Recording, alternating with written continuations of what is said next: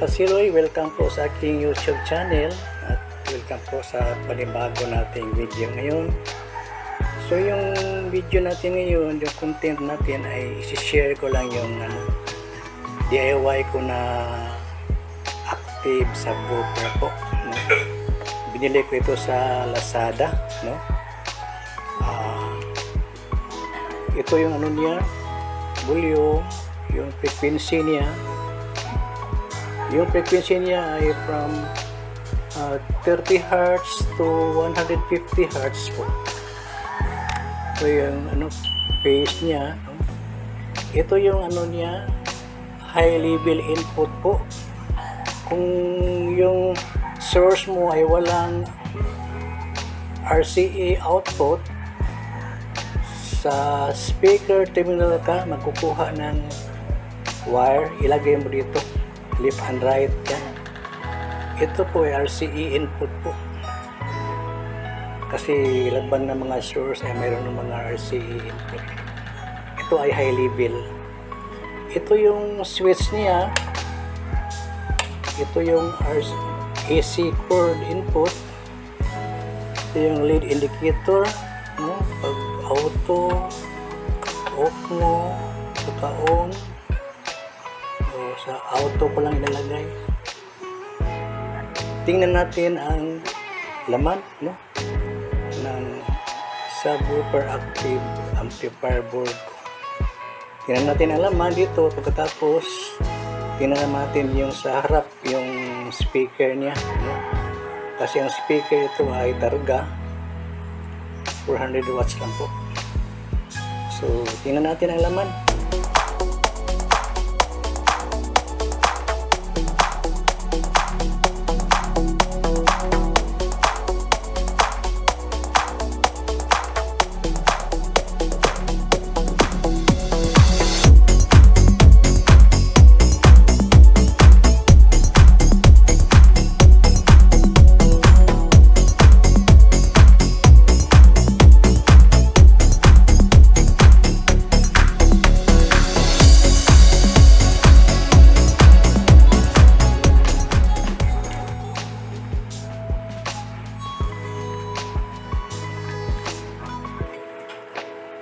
So ito po siya, mga kasiloy, no? So yun ang binili ko kasi gusto ko yung toroidal na transformer, no? Meron siyang dalawang kapasitor, no? 6,800 microfarad, 50 volts, dalawa. Siya. Maraming alikabok. So ginawa lang ko to mga mga leftover na plywood ko. So ang kasya-kasya yung leftover na plywood ko. So tingnan naman natin yung natin, yung speaker natin sa harap, no? So ito ang speaker natin, mga kasiloy. Subwoofer po siya, no? Targa yung brand niya. So tingnan natin, no? Tanggalin natin yung mga screw.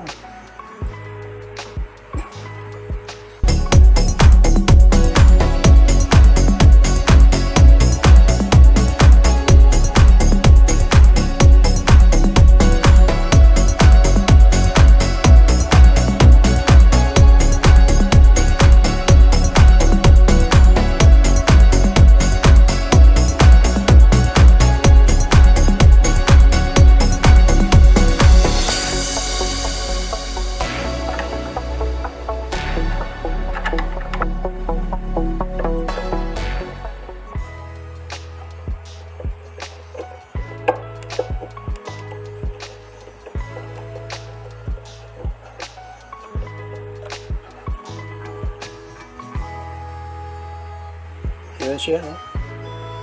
Targa Auto Sound X120 DBCI 4 ohms 400 watts. lakas. So ngayon mga kasiloy, test frequency tayo ng aking DIY active subwoofer. Kasi yung frequency dito ay 30 Hz to 150 Hz.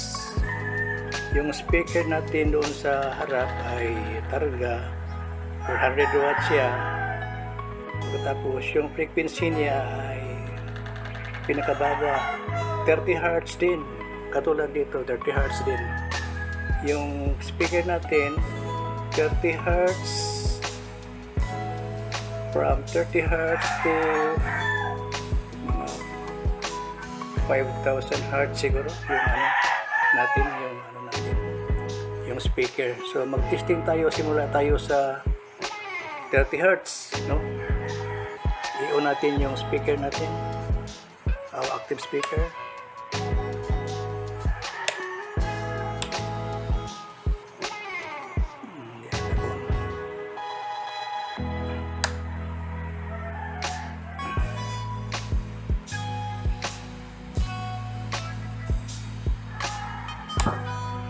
On tayo. So mag-test tayo ng 30 Hz. 30 Hz muna.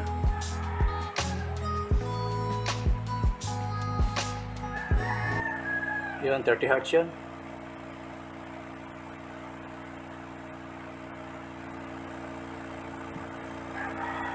Maramdaman natin konti, no? Yung 30 Hz.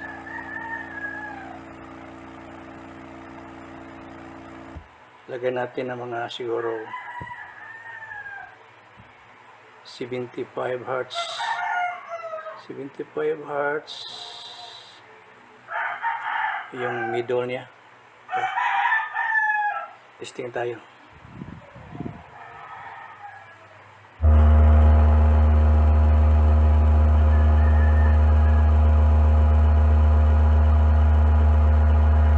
Yun, 75, 76 Hz yan. 76 Hz.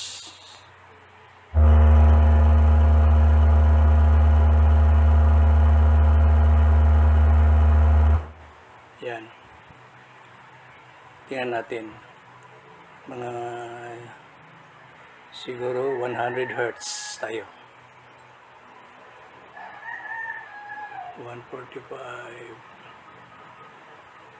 Yan, 100 siguro. 101. Tingnan natin.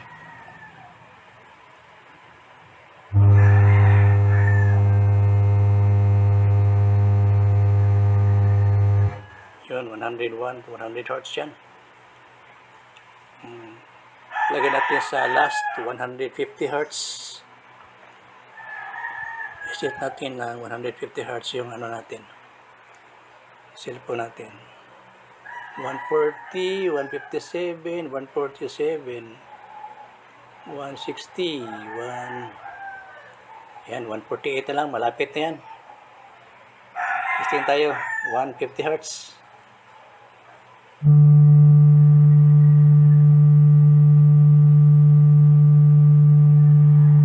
Yan, 150 Hz yan. 148, dalawa na lang.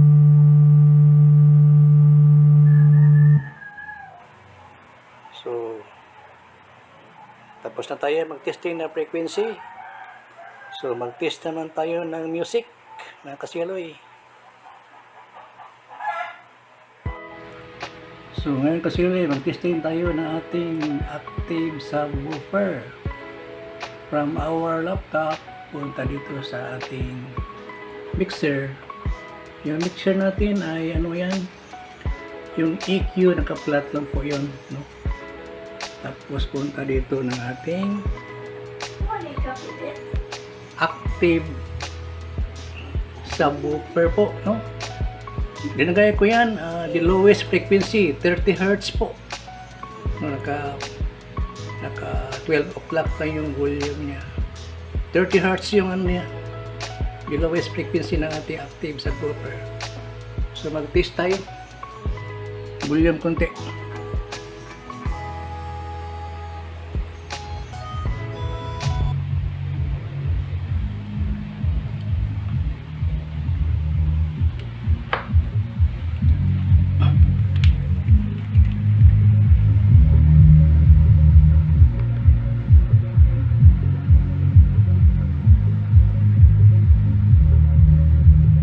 Lagyan natin volume konti. Mag-volume tayo. Volume.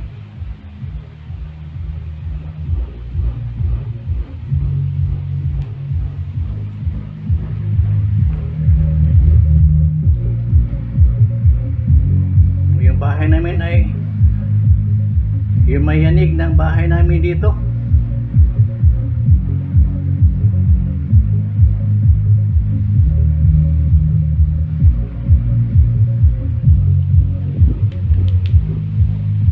So yan lang muna mga kasiloy, no? Sana nagustuhan niyo yung video ko, no? Sa pag-share ko ng aking DIY active subwoofer po, no? 300 watts at siguro yun. So maraming salamat po at sana nakatulong, no? Ibigay ng mga kunting idea sa aking mga kaibigan dyan na mahilig sa mga sound system. So until sa next video po, thank you very much and God bless you all, mga kasiloy.